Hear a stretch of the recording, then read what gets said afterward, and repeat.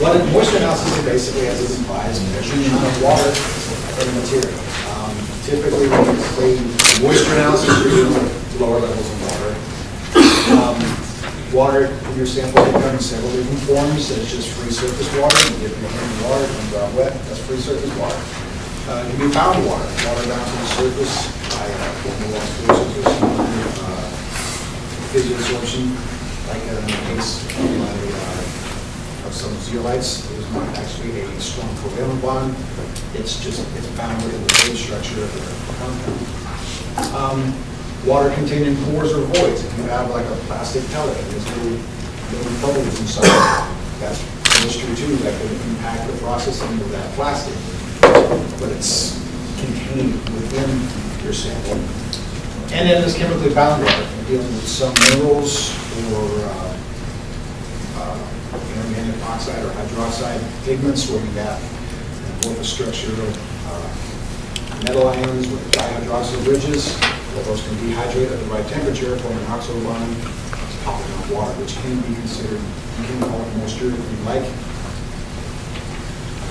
And why is moisture analysis important? Well, you don't want to process, I'm sure you don't want to process water. To get rid of water, you have to pump in energy to get it to evaporate it, and then go in a vacuum to suck it off. It can cause adverse reactions in some systems. And you also don't want to buy water. If you're purchasing a raw material, just 10% by weight water, you're paying for that water that you've got to then turn around and remove. So you want to close specifications of your suppliers. Or if your customer has a specification, another important reason for measuring moisture with water content. Now, some considerations before running this test, and any test method, is sampling. If you have a small vial of material, you're testing the material in that vial. You're not testing the stuff that's out in the super sacks on the plant floor. Is this a representative of that? So your sampling methodology, you have to have confidence in your samples. And preservation of your samples. When you pull your samples out of the process, is it going to start picking up moisture? Well, if you pull it out hot, is it going to be venting moisture while you're walking back to the lab before you cap it? Or if you cap it, you're going to take your cap off your vial and see a whole bunch of condensation at the bottom of your vial. Another consideration of your sample.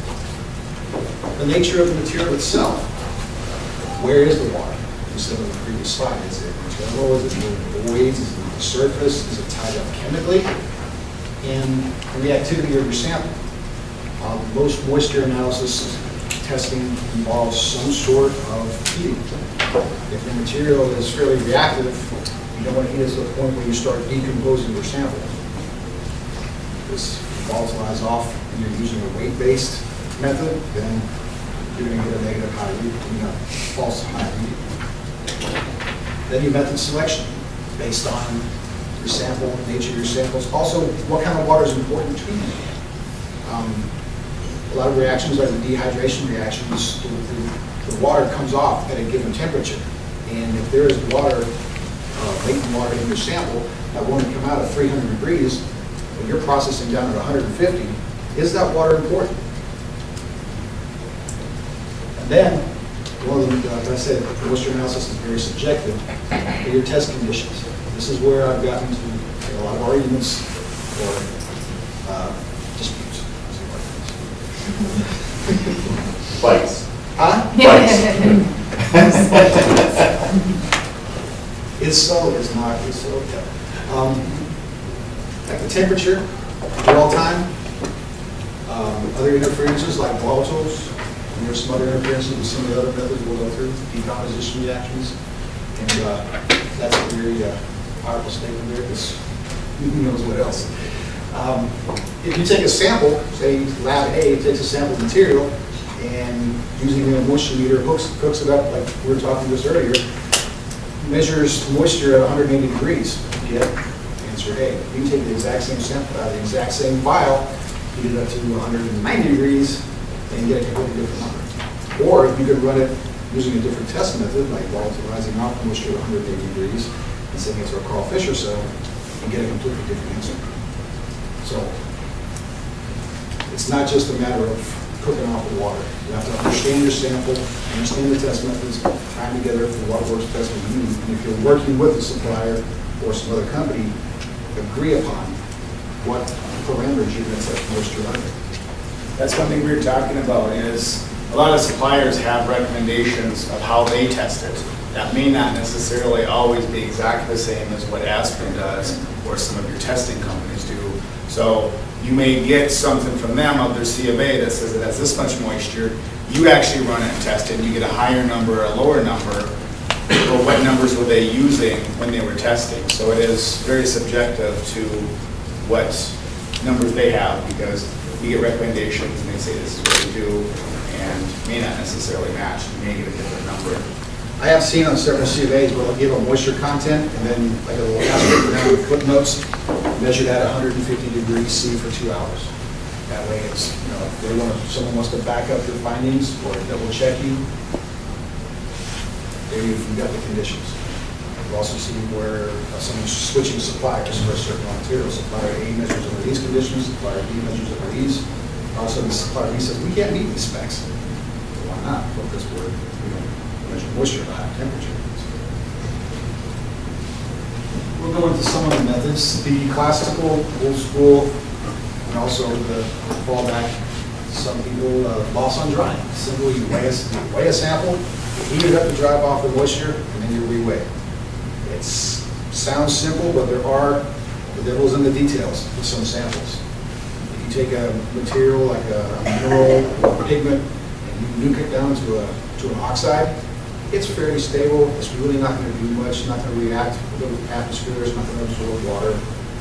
But some other samples, like if you drive the heat off of a zeolite, dropping the water off of a zeolite, as soon as you take away that heat, it's going to start doing what it was designed to do, start sucking up water again.